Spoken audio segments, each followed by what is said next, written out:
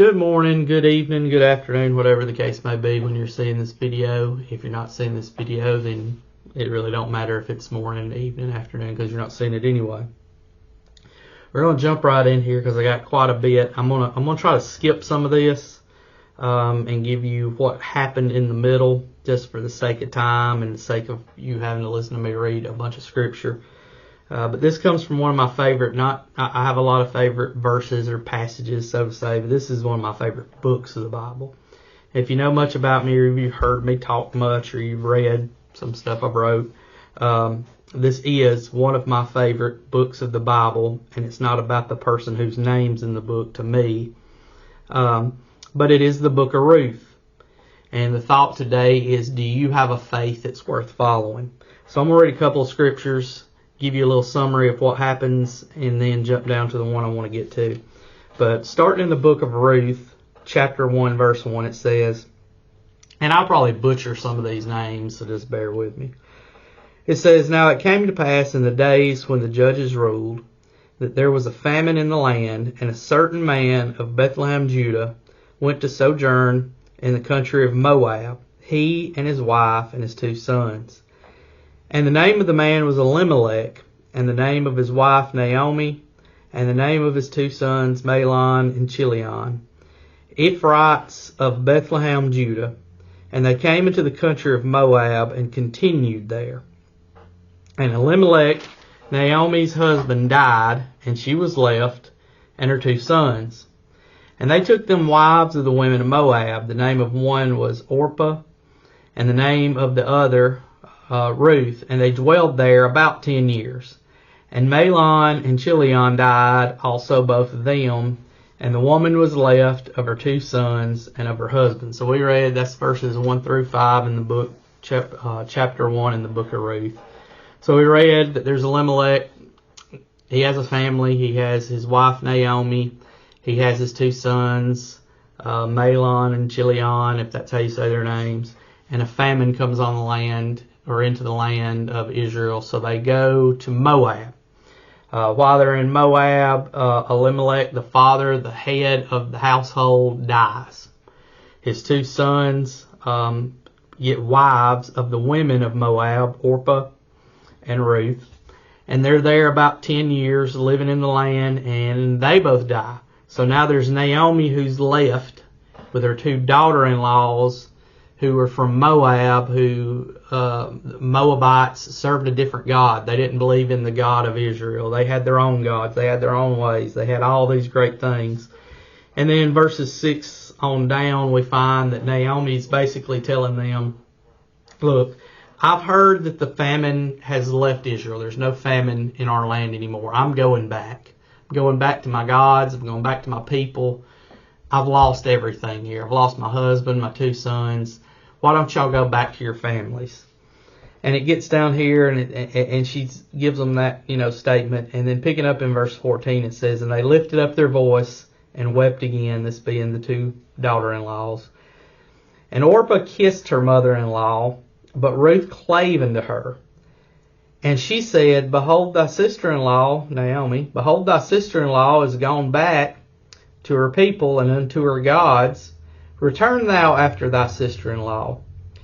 And Ruth, this is verse 16, chapter 1, verse 16 of the book of Ruth. It says, "And Ruth said, Entreat me not to leave thee, or to return from following after thee. For whither thou goest, I will go, and where thou lodgest, I will lodge. Thy people shall be my people, and thy God shall be my God." And I look at that, and I see in that story here that we have Ruth, who was not raised in church, so to say, who was raised as a Moabite with these other gods and these other traditions and these other things. And she's come into this family, and here's this woman, Naomi, who she's watched for 10 years, who's lost her husband. She's lost both of her sons. She's living in a foreign land. She has nothing. But what she does have is a faith in God. Something in Naomi Ruth saw during all this time when the husband died, when the sons died. You're living in a foreign land. There was something in her she saw, and she knew, I don't know exactly what you have, Naomi. I might not completely understand it, but I've seen how you act when things get tough. I've seen your faith put into actions. And I'm going to go where you're going to go, because I want what you have. So then it comes to the question of, do we have a faith like Naomi? Does our faith show to the world something where when they look at us, they say, I don't know exactly something's different about this dude. And I don't exactly know what it is, but whatever it is, I want that too. Okay, his family, he just got told he has cancer, but he's happy. He's hopeful. He's just lost, think of Job, he just lost his kids, he just lost his home, he just lost this. Your job just played out, or you just got fired or laid off, or whatever it is, but he still has a hope. There's something, he's not given up. And I don't know why, because everything has come against him. He's having problems with kids. He's having problems with his marriage. His finances are a mess. He's got health problems. All these things, this is just the world looking at someone. All these things that could go wrong have gone wrong, but he still has hope. He still has peace. He still has joy. Where in the world is he getting this from? I don't understand it, but I want it. Does the world see that in us? Do we have that kind of faith? I think about raising children, and as Mike likes to call me a youth pastor, and I say in Proverbs it says, raise up a child in the way you'd have him to go. It doesn't say raise up your child, it says a child. So we have a responsibility to all these other kids looking around at us. But I think about parenting kids, and things change over time. And the older I've got, I've started to realize that. What I, as a parent, was instilling and trying to show to my kids to build their faith when they were 7, 8, 9 years old is different than when they're teenagers. Parker and Lindsay now at 15 and 18. It's different now with Ashley, who's out married on her own. She has her own family, but I'm still trying to be something in her life and instill something in her life and live out my faith in front of her, and it matures over time. But the whole point is, I want to be a light, and I want my faith to show to them that whether they're 7, 8, 9 years old, teenagers, young adults trying to live this thing out on their own, they can look at me and say, I don't understand it all, but what he has, how he's taken on life, how he's taken on circumstances, how he's taken on what's been dealt to him, the good, the bad, the ugly. I want that. Because if everything's not going to go perfect in life. Let's get that out of the way.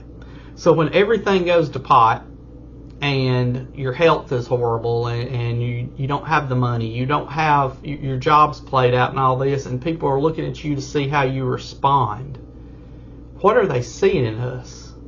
Are they seeing a woe is me, or are they seeing us give glory to God? Like Job said, I came in naked, I'm going to leave naked.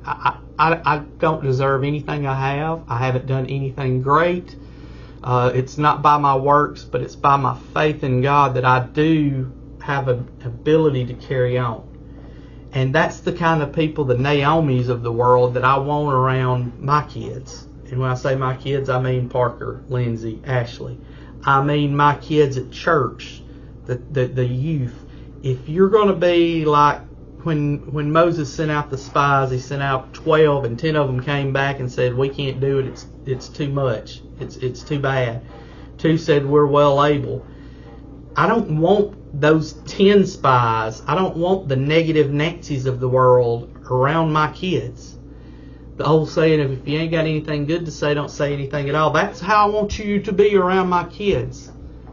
I want you to show them faith worth following, not faith that you call on just when you need it, or faith that while I'm on the mountaintop, I'm full of it and I'm going to be praising the Lord. I want my kids to see when you're up on the mountain and everything's going great, praising the Lord. When you're down in the valley and it looks like everything's crumbling and falling apart, you're on your hands and knees still praising the Lord. I have a feeling that's what Ruth saw in Naomi's life during that 10-year period. There was something she saw. She didn't just say, "Oh, you've lost your husband and both your kids, and your life's miserable. I want to go be miserable with you." No, she said, "I want to go live where you live. I want to go worship where you worship. I want to go have your God be my God. When you die, that's where I want to die." And that's the kind of life we're called to live in front of others. So think about that today as you go about your day, or if this is late in the day when you get to work tomorrow. What are you portraying to the world? Are you showing a faith that other people won't? Or are you, when the bad things come, do you just throw your hands up in surrender and say, "I can't handle this, I can't do this"? And it's not easy, it's not fun. Nobody wants to go to a doctor and get the bad diagnosis. Nobody wants to get laid off from work. Nobody wants family problems. Nobody wants to. I don't plan on Amanda, having a note wrote out for me when I get home that says, "Done with you. We've been married 20 years. I'm tired. I'm done. Moving on." We don't want that. But those are realities and things that happen in life. And how are we responding? Are we living out faith? Are we showing that there's much more to this thing than what meets the eye? There's much more. It's not money. It's not home. It's not health. It's happiness that comes from knowing the Lord. It's happiness that comes through faith in Jesus Christ. And we live it out so that others who don't have what we have see it and want it. I think of sports. If your sports team's horrible and you're always complaining about them, why do I want to be a fan of them?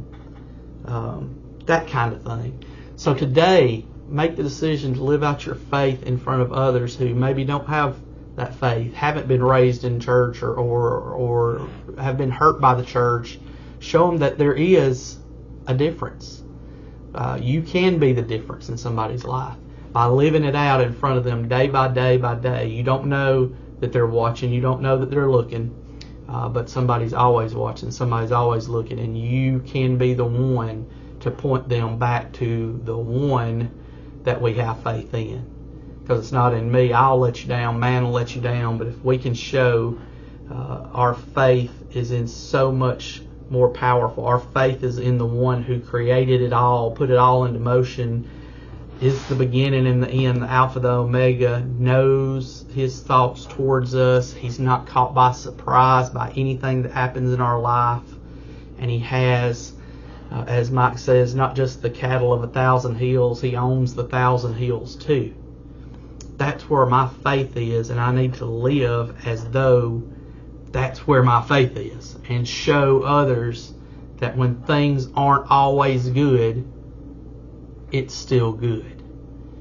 When everything's falling apart, God's still good and still worthy of my praise and still worthy of my service and my everything about me should point to him, even in the good, the bad, and the ugly. So, ask yourself today, do you have a faith that's worth following? And if you don't, ask God to give you that faith.